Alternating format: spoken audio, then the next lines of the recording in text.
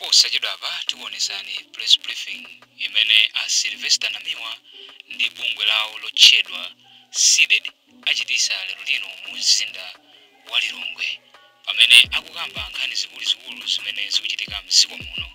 Iwowa nthawi zambiri amabwera akaona kuti pena pake sipakuyenda bwino ndipo amabwera kufuna kuzuzula.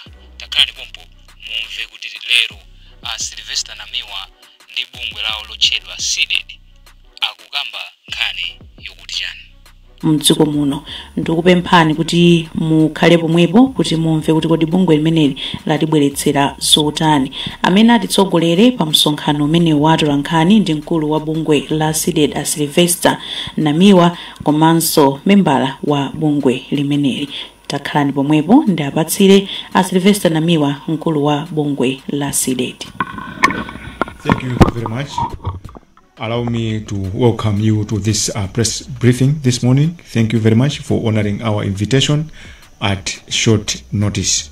We are always mindful of the fact that Lilongwe is the seat of government and there are a number of events taking place. But making a decision to attend this press briefing means a lot.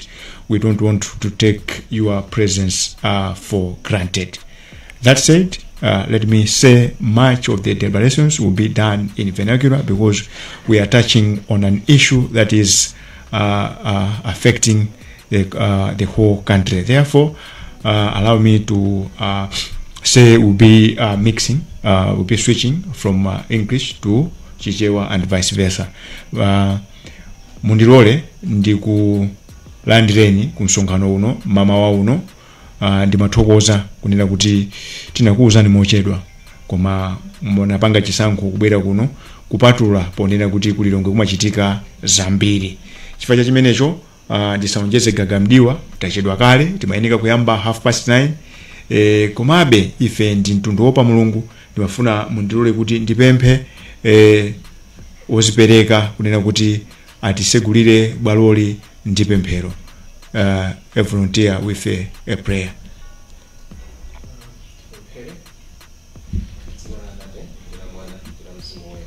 Amen.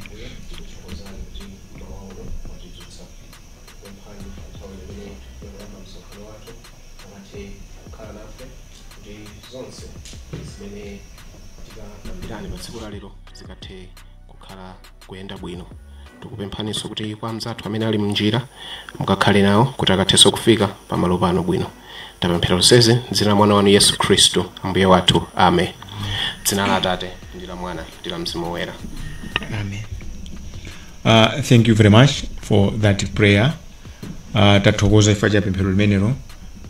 Ananditchula kale koma ndimakhulupirira kuti munthu wina aliyense amamva bwino mukampasa mwayi kuti atchule dzina lake. Choncho ngakhala nditchula ine dzina langa ndi Sylvester Namiwa, mkulu wa bungwe limeneli lanu la Malawi la the Center for Democracy and Economic Development Initiative SEEDED mwachidule.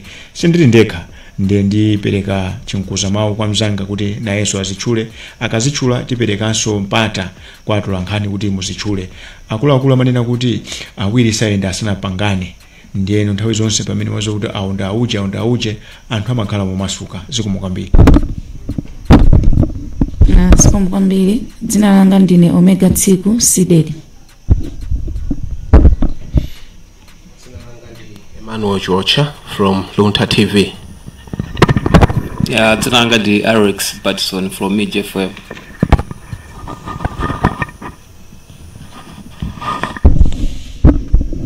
Ndikukhulupirira kuti ananena leya kuti kunja kunali mvula ndiye ena atipeza. So ndimaganiza kuti mutilole tiyambepo popeza takwanisa kuziwana kuti muchipinda muno muli oyani. Mwanthawi zonse amalawi eni yake akamva kunena kuti bungwe la SEEDED lili ndi msonkhano watu lankhani amatituma amatipasa mauthenga. Ndiye mafuna mundilole tisanayambe zathu zimene tabwera nazo pano pali zinthu zitatu. 1. Uthenga ukupita kwa mkulu wa polisi Inspector General Madam Melin Yoram akuti amalawi akudabwa kuti mzigawo zina madera ina anthu akapalamula mulandu apolisi akumagwira ntchito yotamandika kwambiri watapa anthu aja kwa amanga. Chisanzo chabwino nkundirandi. Koma ku Lilongwe kukachitika nkhani ikakhala kuti anthu onga amademo aja akumangidwa. Koma ikakhala nkhani yokhuza ku parliament pakumabwera kanthabwala kenakake kakumayankhulidwa ndi anthu ati anandiuza kuti mwafusi Madam Merini Yolamu kuti Malawi ndi federal government, kuti ku Blantyre kuli malamulo ake, Southern Region ili malamulo, Central Region Lilongwe ili malamulo, Northern Region ili malamulo ake. Fuso limene lona kuti Madam Merini Yolamu ayankhe. Langa limene nena kuti ndizakumbusabe Mai Merini Yolamu ngati mkulu wa polisi ndi nkhani yona kuti kodi zigawenga zimene zinajambulidwa zija apo pa Lilongwe community muzimangaliti nkhani imene jangatima kusangalasani ndizipitirira kusangalasani bene, koma nkhani imene ngatima kunyasani ndizipitirira kunyasani fa muda anena mpaka mapano kuuza mtundu wa mala kuti mwamanga. Sindifuna ndikhulupirire kuti ndinu munthu wa mayi Inspector General wa Bosa ayi, fa mpando muliwo ndofunika munthu oti akayankhula anthu azinkhulupirira. Nkhani yachiwiri ndi nkhani ya ngozi ya kuchikangawa. Ndimaziwanso kuti anthu ambiri nkhani imene simakukomerani, koma Malawi tikulira ndipo tizalira mpaka na kale kufikira chilungamo chichitike. Ndina msonkhano watu wa nkhani wapitawo ndinafunsa Moses Kunkuyu kuti mmene amayankhula ku mtundu wa Malawi President Lazarus Chakwera Musona ananena kuti nawonso ali mafunso ngati amere Chilima.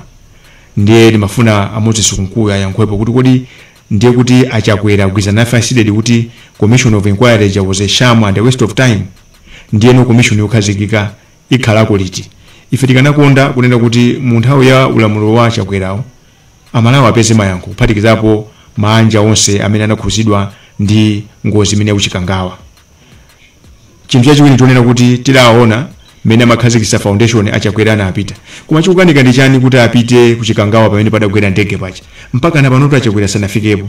Nthawi nanga kuchokera ku Mzuzu adangolambalala. Ndiye pepani ndikuzowa kuti anthu ena nkhali imene makunyasani kumabezi kunyasani tete kukumbusani kufikira zoona zitaziwika pa nkhani ya imfa ya ngozi ya ndege imene yachitika kuchikangawa pa 10 June mu chaka cha 2024. Nkhani yomaliza yochokera kwa Malawi aini yake ndionena kuti amandifunsa kuti kunjaku kuli kalembera wachisankho anachitika ndiye pano akuti ali matransfer. Ndi anthu ena kudabwa kuti chifukwa chani mukupanga matransfer kuti asala myezi 4 myezi 5 kuti anthu akavote. Fambuyomu anthu anazulowera kunena kuti matransfer timapanga nthawi yona kuti nthawi yovota ija yayandikira.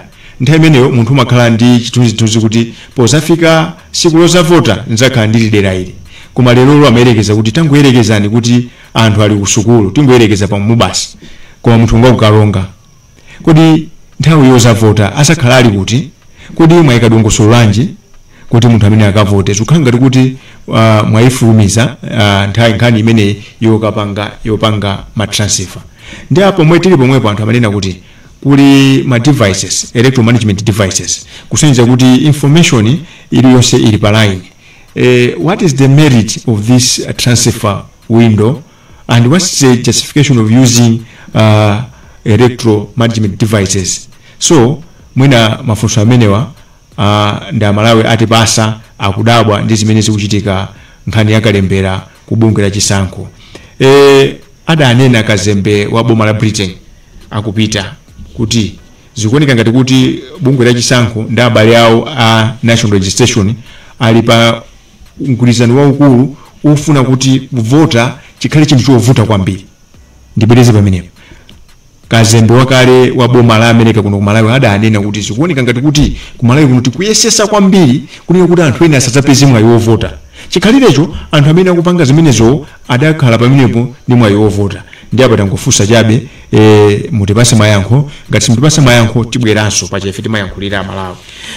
Without much ado, thank you very much. Allow me to go straight to the business of the day. Unlike the rest of the days, today we have a letter. We don't have a statement per se, so you allow me to read this letter. Thereafter, I'm going to make an attempt to present the same in vernacular. 6th March 2025. That's the date of the letter. It is going to the Minister of Trade and Industry, box 30366, Capital City, Lilongwe 3. Attention, Engineer Honorable Fitumbiko Mumba. Copy to Acting Managing Director, Ilovo Sugar. And another copy to Mr. Vincent Nkoma, CFTC. Dear sir, appeal to do more to unmask the sugar cartel. In exercise of our governance watch to grow, and as a voice of the voiceless, we, the Center for Democracy and Economic Development Initiative, CDED, write you, sir, with reference to the above stated subject matter. To begin with, we at CDED, on behalf of millions of low-income Malawians that are literally struggling to afford sugar on the parallel market, where the commodity is fetching between 4,000 and 5,000 a kilogram, would like to congratulate you, sir, on your appointment to the new portfolio and hitting the ground running. Much as we appreciate your bold approach to the sugar crisis, we feel duty-bound to bring to your attention that storming shops is a move in the right direction, but what you are seeing and observing on your sojourn is just a tip of an iceberg. Honorable Minister, you may wish to know that sugar here in Malawi and elsewhere is a cartel, which unless Malawians join hands, the country will continue to suffer after giving up their own land to sugarcane plantations and sweating for the same, but sadly cannot access the locally manufactured product, which is supposed to be vitamin A fortified. While pledging support to unbundle the cartel, CDED intends to bring to your attention the following issues. 1. Sugar scarcity has now become a perennial problem in Malawi, despite the fact that the dominant player register colossal profits year in, year out. 2. The prospective legislation to bring sanity in the sugar industry, the sugar bill, has now been gathering dust at some office at Capitol Hill for the past 11 years with no plausible justification. This makes Ilovo Sugar Company a de facto Ministry of Sugar in Malawi. 3. Neither the cane farmers nor government reap from the fruits of this industry that has been around for the past 60 years or so. 4.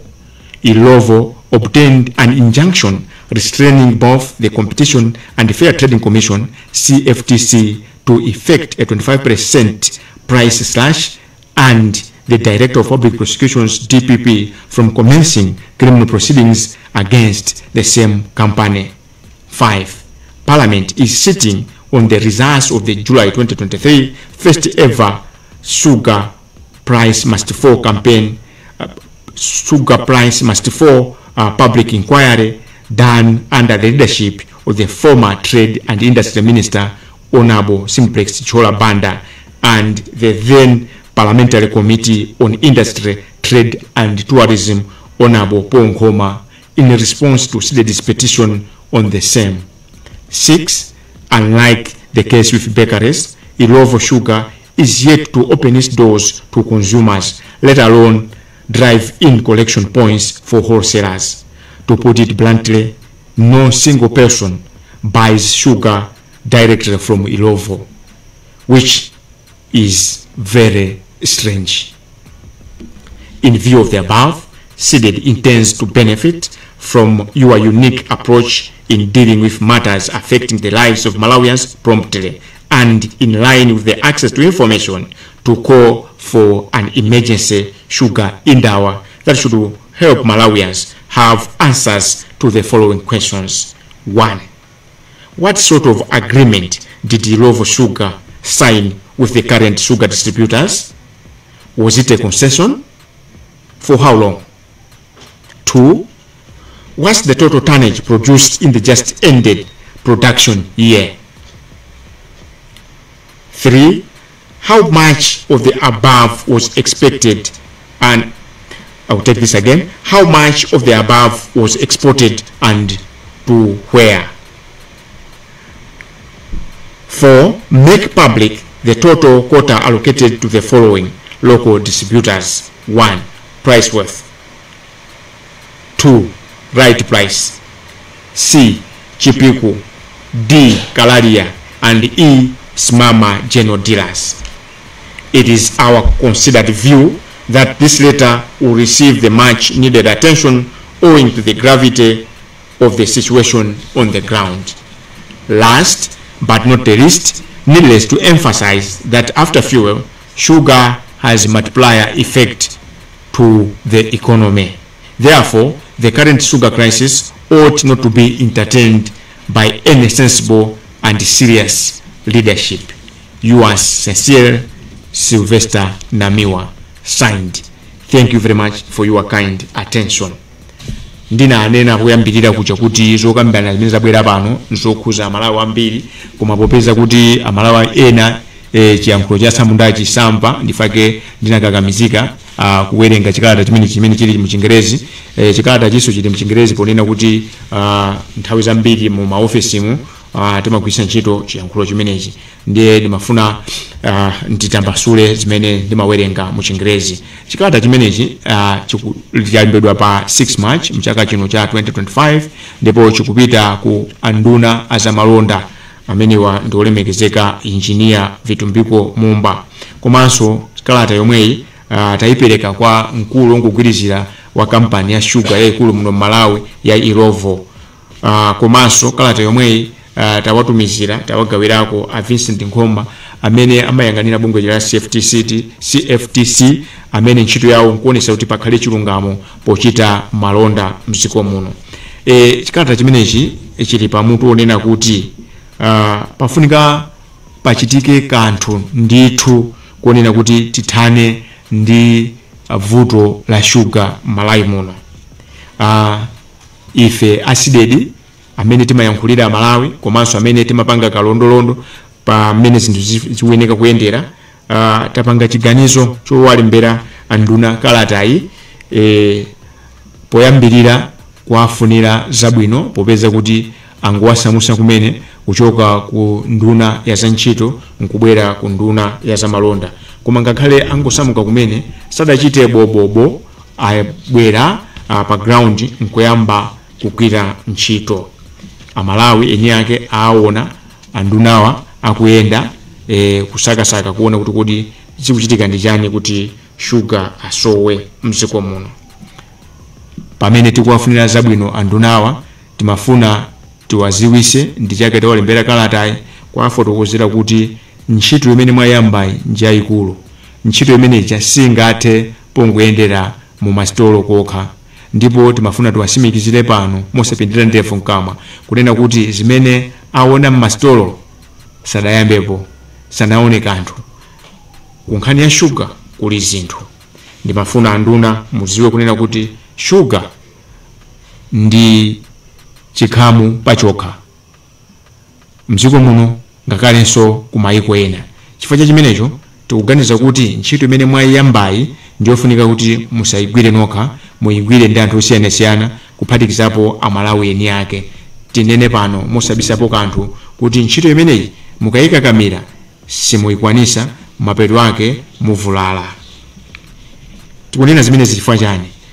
Tikunena pano mukudziwa kuti musuga muja mumayeneka kukhala michere yofunikira ngati vitamin A imene imafunika kwambiri mthupi mwa anthu, koma chifukwa chonena kuti sugar uja amagulisidwa ngati chitsulo cha ndege, amagulisidwa ngati kuti sapangidwa kumano ku Malawi, ndiye kuti pamenepo ngati dziko tikuamana anthu ena mwayi, ana ena mbadwa zina za dziko lino kuti azipeza mwayi wolandira opeza nawo vitamin, michere ya vitamin A. Ndanena kale kuti pamene tikulonjeza kuti tigwira ntchito limodzi, tigwirane ntchito limodzi tonse Amalawi ndi anduna a Vitumbiko Mumba kuti tithese chikhamu chimene chili ku sugar, pali zinthu zingapo zimene andunawo afunika kuti aziziwe. Choyambirira nchonena kuti muziko muno chasanduka chizolowezi kunena kuti January, February, March ndi kumayambiro kwa April mumasowa sugar muziko muno. Koma chodabwisa ndichopasa manyazi kwambiri nchonena kuti kampani zimene zimapanga sugazo zimapanga maphindu apamwamba nthawi zake kupitirira 700%. Ndiye kumadabwa kuti kodi sugar ngati akusowa ndiye kuti akupangidwa ochepa. Akanakhala kuti opangawo sakupeza phindu ndiye bwezi kuti nkhasa kuti azifutikiranji kumapanga katundu oti sakugulisa. Koma sugayo ngati akusowa ndiye kuti amachepa. Chifukwa chani kampani imene imapanga kampani zimene zimapanga sugar sizifuna kuonjezera sugar wawo kuti sugar samasowe mziko muno? Chifukwa chaka chatha Amalawi ndi ine yake ni mboni kuti takhala tikuyankhulanso nkhani za sugar. Mwina pongofuna kuwakumbutsa Amalawi amene amakonda kuyiwala bungwe la SIDED nkhani ya sugar si alendo takhala tikugwira ntchito zosiyanasiyana. Ndiye funso kumanena kuti ndifukwa chani chasanduka chizolowezi kuti January, February, March, April kuyambirira mziko muno mumasowa sugar. Chinthu chachiwiri choti anduna adziwe nchonena kuti kudapangidwa lingaliro lonena kuti kulibe lamulo loziwika bwino kupatula lija la Control of Goods Act limene limayang'anira nkhani za sugar. Pamene chikhalirecho maiko onse amene ayandikana nawo ali ndi malamulo awo. Ndiye anthu ena akufuna kwabwino adapanga bill imene amayitchula kuti sugar bill. Koma pali njomba lero ayisinthe mawa ayisinthe nkucha atiuze kuti ikulowa kwa zaka 11 zapitazi bill imene ikukanika kuti ikalowe ku nyumba ya malamulo anthu ayikambirane. Chifukwa cha chimenechi anthu ena amene amasatira bwino za sugar akuti ilovo ndimene inasanduka unduna wa za sugar muno Malawi. Chifukwa amangozuka ndi kupanga chonse chimene akufuna chifukwa palibe lamulo lililonse limene limawapangisa kuti azikhala ngati kuti akhala mu line. Chinthu chachitatu nchonena kuti mukapita kukayankhula ndi anthu amene adapanga chisankho chopereka minda yawo kuti mukayankhule ndi anthu amene amagwira ntchito kulima nzimbeyo ndi anthu omvetsa chisoni kwambiri. Sakupeza phindu lilonse pa thukuta lawo, sakupeza phindu lilonse pa minda yawo. Komanso mukayang'anitsa kuboma lero tikudandaula forex. Ndi anthu amafunsa kuti kodi amene amapindula pa ulimi wa nzimbe kapena pa malonda a sugar mziko muno ndi ndani? Chifukwa bomalo silikupeza phindu, alimiso sakupeza phindu. Padakali pano anthu amene akugwira ntchito m'minda ya nzimbeyo sangakwanisonso kugula sugar. Chinthu chachinayi nchonena kuti anduna adziwe kuti kampani ya Ilovo idakatenga chileso ku bwalo lalikulu la High Court kulesa nthambija ya CFTC kunena kuti isawakakamize kuti asise mtengo wa sugar ndi 25 kwacha pa 100 kwacha iliyonse. Zimene zachitika mu August 2023 mpaka na pano chileso chimenecho sichinachosedwe. Komanso bungwe limene la CFTC lidagamula kunena kuti mkulu woyimira boma pa milandu ayifufuze kampani ya Ilovo ndipo ayimbe milandu. Chigamulocho chidakalipo koma mkulu woyimira boma pa milandu komanso CFTC singalamule kampani ya Ilovo kuti isise sugar ndi 25% chifukwa chonena kuti kuli chileso. Mpaka na pano chileso sichinachosedwe. Bungwe la CFTC linapita ku kotiko mu Okutobala ndipo a judge a Charlotte Wezi Malonda adanena mu bwalo kunena kuti chigamulo chawo apereka pakatha masiku 30 munali mu Oktoba 2023 mpaka na lero masiku 30 sanathe. Timafuna anduna muziwe zimenezi. Chinthu cha number 5 nchonena kuti nyumba ya malamulo imene imasogozedwa ndi mkulu zokambirana a Richard Chimwendo Banda amenenso ndi nduna kumeneko akukhalira ripoti la kauniuni amene anachitika koyamba mu mbiri ya dziko lino pa nkhani za sugar. Ndisindike pamene kuti mbuyo monsemu nkhani ya sugar anali maloza anthu samalonda okambirana kuti sugar wakwera mtengo kuti sugar usowa chifukwa chani anthu ankangoyang'ana. Koma tithokoze kuti abwera anduna olemekezeka a Simplex Chichola Banda iwo adayima ndi Malawi ndikuyamba kuonesesa ndikujoinana nafe pa nkhondo yonesesa kuti sugar atsike mtengo. Mwamwayi mulungu amapereka anthu atsogoleri. Kunalinso mtsogoleri wina ku nyumba ya malamulo yoona za malonda ndi zokopa anthu olemekezeka apo nkhoma amene titalemba kalata ya madando kupita kwa speaker iwo adasogolera mkumano woyamba womva kuti chikuchitika ndi chani mdziko muno kuti sugar azidula ngati kuti amapangidwa kunja. Koma report imene chomvesa chisoni Malawi ndimafuna ndidziwe kuti nyumba ya malamulo kuyambira 2023 sakufuna kuti aivomereze. Mmenemo munapangidwa mfundo zoti sugar asike mtengo, mmenemo munayikidwa mfundo zoti sugar asamasowe. Ndiye amene muli ni mwayi mwafunse mkulu wazokambira ku nyumba ya malamulo Richard Chimwendo Banda kuti kodi chifukwa chani report imeneyi nyumba ya malamulo sili kufuna kuti alivomereze. Ndibwereze pamene kuti kuli report la the first ever sugar public inquiry imene inachitika mu July 2023 mpaka na pano report limenelo ku nyumba ya malamulo aphungu mosogozedwa ndi mkulu wazokambirana kumeneko Richard Chimwendo Banda sakufuna kuti alivomereze report imeneyi. Ndiye ndimafuna kuti anduna aza malonda mudziwe zimenezo. Chinthu china choti mudziwe nchonena kuti kufikira lero kuli konse kumene amaponza zinthu amakhala ndi kamalo pamene amagulisirako zinthu zawozo. Mukapita kupekale mupeza kuti ali ndi mavani amene amanka madera na amagulisa kuma wholesale makapikulisa, koma ukalowa mpekale amakulola kugulisa sugar, amalola kugulisa pepani, amalola kugulisa bread. Koma ndifuna ndikuwuzeni lero kuti simungapite kudwangwa palibe angagule kolo paketi imodzi ya sugar. Irovo salola kugulisa sugar kwa Malawi pompo amampanga sugar amapitisa kwa distributor. Kodi ndifuna chani Irovo imaoneka ngati kuti sifuna kupanga interact ndi Malawi direct pamene tikuzoti company yo ilipo ifa cha Malawi. Ndiye zinthu 6 izi ndimafuna kuti anduna muzidziwe musanapange chiganizo china chopita chisogolo. Titakuziwisani zimenezo timafuna tipezerepo mwayi popeza kuti inu kachidwe kanu ka zinthu nkamphamvu komanso kosiyana ndi nduna zina zimene zimangogona tulo nkumazilemeresa. Timafuna tikupempheni kuti msiku muno tilindira mulo lija lopempha mautenga mosavuta. Kuzera mwa inu timafuna kuti kampani ya Irovo ibwere poyera ibwerese zinthu izi. 1.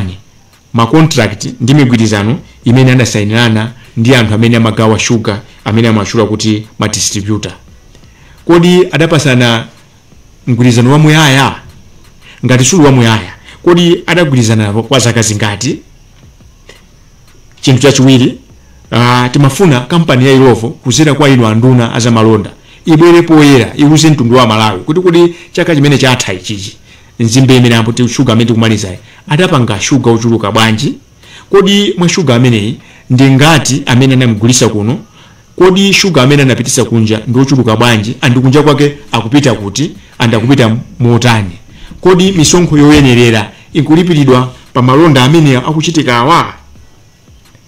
Chinthu china timafuna kuti kuzera mwa inu anduna kampani ya Irovo ibwere poyera inene kuti kodi anthu amene amagawa sugar awa adawapasa sugar ochuluka bwanji? Poyambirira price worth, kachiwiri right price, kachitatu chipiku, kenako kalaria, pomaliza simama general dealers. Ndibwereze apa makampani ndachula apa ni makampani amene Irovo ikapanga sugar amawapasa, akawapasa iwowa ndi amene amakagawa sugar uja madera osiyana-siyana. Ndiye timafuna kampani ya Irovo ibwere poyera inene kuti kodi muchaka chimenechi mugwirizano umene ulipo right price anampasa sugar ochuluka bwanji? Price worth anapasa matani angati? Chipiku anawapasa matani angati?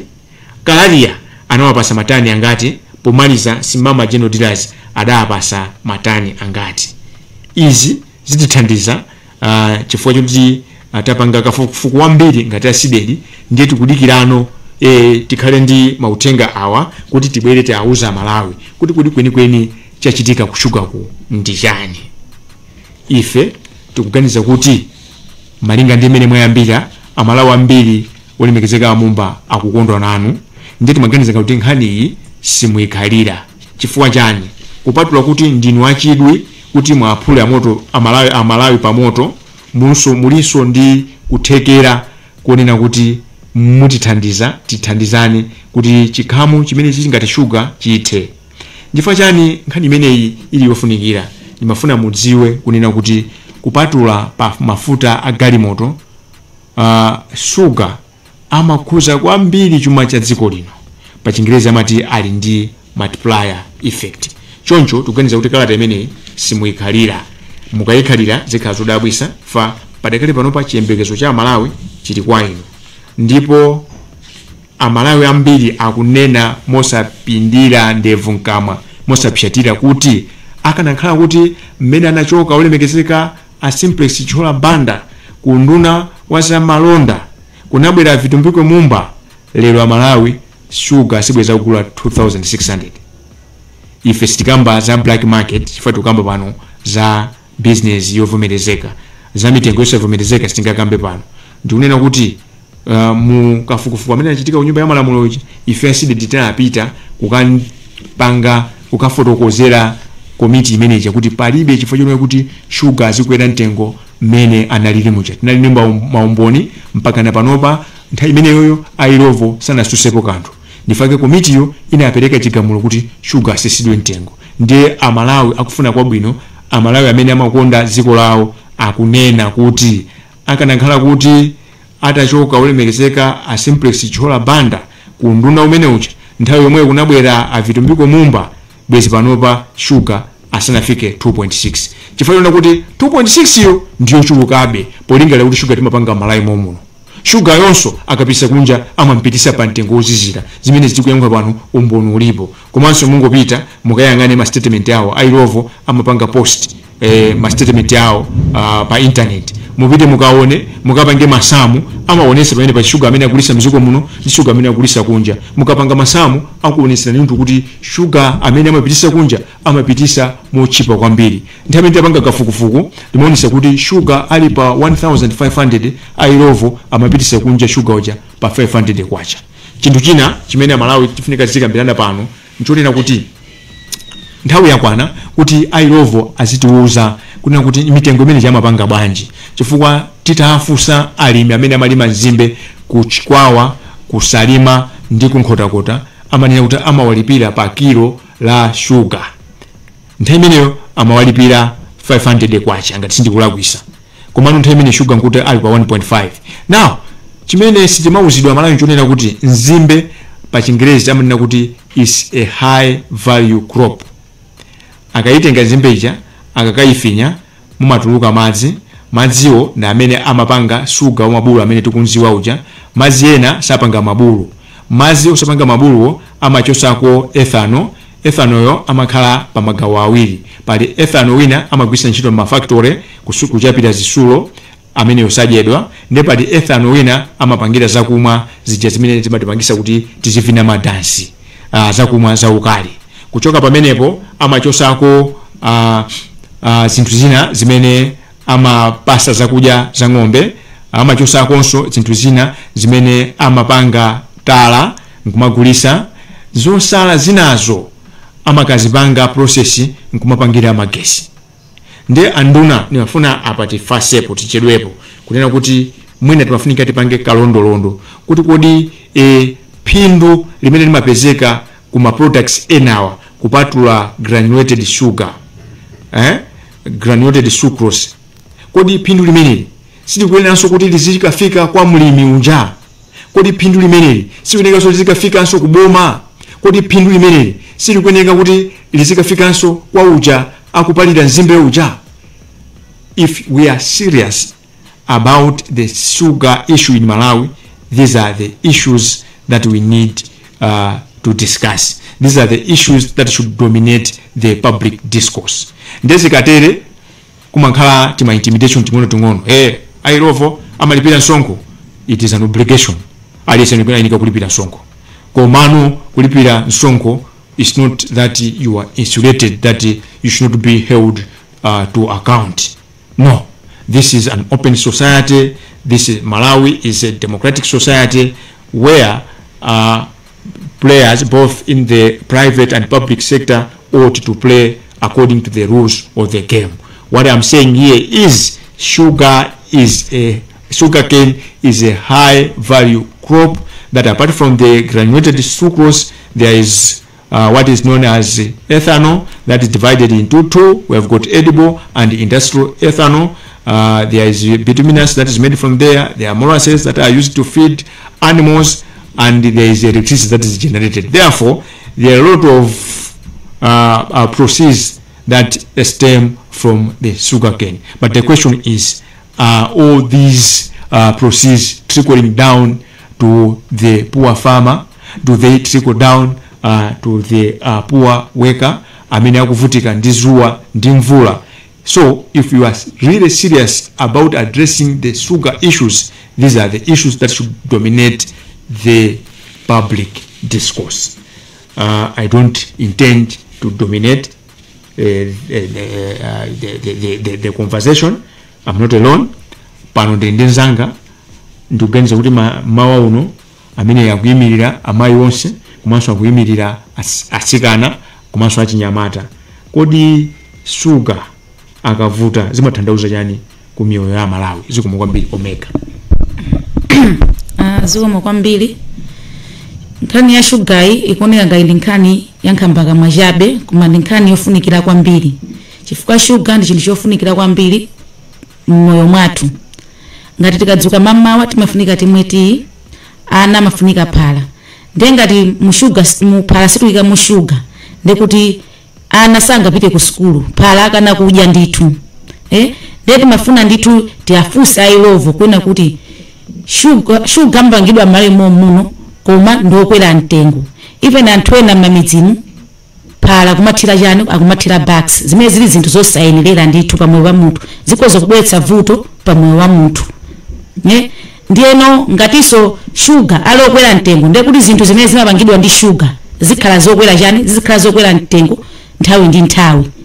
Ndiye fe dandaulo lathu tifuna tafunse ndithu ailovo kuti atiyankhe kuti chifukwa chani sugar alokwera mtengo pamene amapangidwa m'Malawi muno. Chifukwa mu sugar mudziwa kale mu vitamin A amene amagwira ntchito kuthupi la munthu. Ngati sobo yemweyo timapangira sugar, pali thobwa amafunika sugar. Ndenga zinthu zimene zizi sugar palibe, ndiye kuti anthu business siyenda ayi. Zikomo kwambiri. Sugar akasowa kumakhala mavuto, chifukwa kuli thobwa, kuli mandasi, kuli madonasi, ngakhale anzathu amene amakonda bibidawa amagwisanso ntchito sugar yemweyo. So timaganiza kuti nkhani ili apa, it's not only a trade issue, it is a finance issue. Therefore, I thought I should make a passionate appeal to the Minister of Finance. Maybe you should consider joining hands with Honorable Mumba to see how best these issues can be resolved. Uno ndi msonkhano wathu wankhani mundilole kuti tikwaniritse kuti ndi msonkhano wathu wankhani tisegule bwaloli nkutheka kuti muli ndi mafunso pena simudamve bwino pena tinayankhula chikhukuza. The floor is open. Mutifunse mafunso. Umodu ndi mmene zinalili lero lino mu mzinda wa Lilongwe pamene bungwe limene lila seeded mosogozedwa ndi mtsogoleri wawo a Sylvester Namiwa amakamba nkhani zikulizikulu. Nde takhala ndipo pamene mu video inayo tikupasireni ena mwa mafunso amene ma journalistiwa amene adali kumeneku adawafunsa a Sylvester Namiwa ndi bungwe lawo lotchedwa seeded.